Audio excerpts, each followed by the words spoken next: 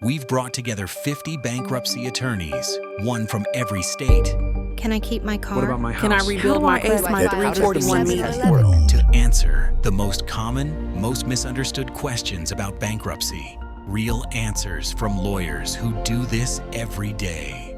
If you want to be connected with a lawyer in your state for a free consultation, see the link in the description. Let's talk about the gatekeeper, the means test. It's the math behind if you qualify for a Chapter 7 or not.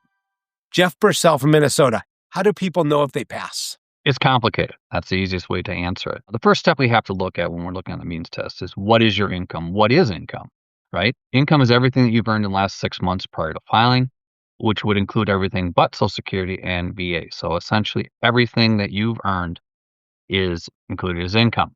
We take that income, we multiply by essentially 2, because you take your last 6 months, to get your yearly median income.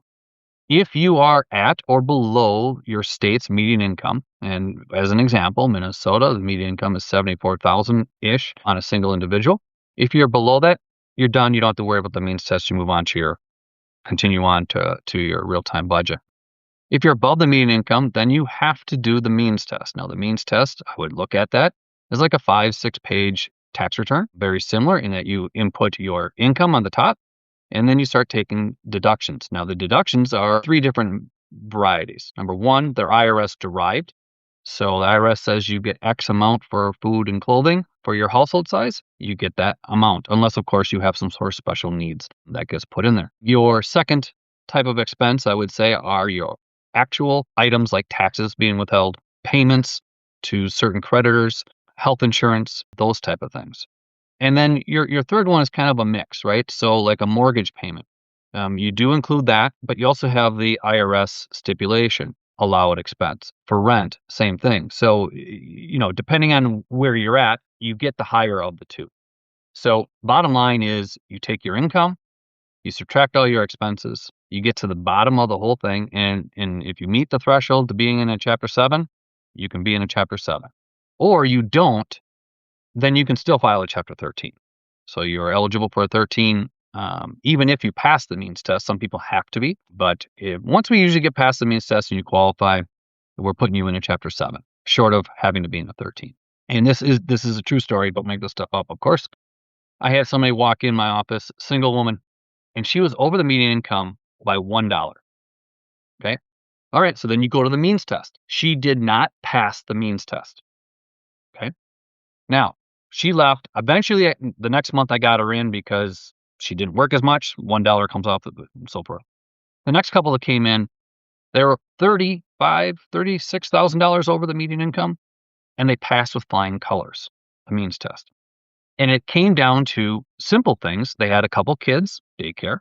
They had a little bit of tax liability, but they had a boat and they had a 4-wheeler that had these extra expenses that even though they're letting them go, the means test says you can include them.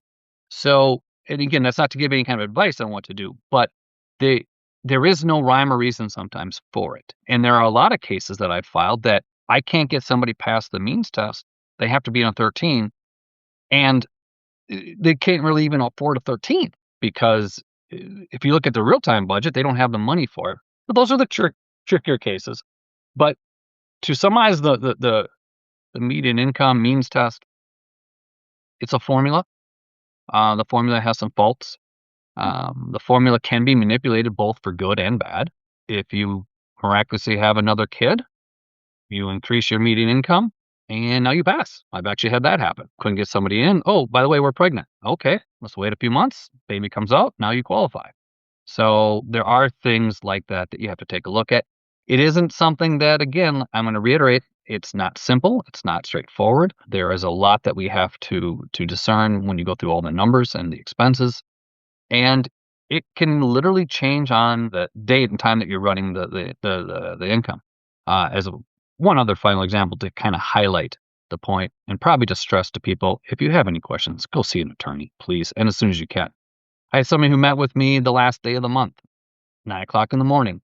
We had to have her case filed by midnight that night, or she would not qualify for a Chapter 7 because she was below the median income today, and in less than 12 hours, she'd be above the median income and would fail the means test. So quick conversation, left her job early, and got me all the information. We had it filed by 8 o'clock that night, got her into 7, and she was done. So there is no rhyme or reason. It is what it is, and you have to work through it. Thanks for watching. If you're stressed about debt, don't guess. One of our 50 bankruptcy lawyers has your answer. Like this video and subscribe to stay informed.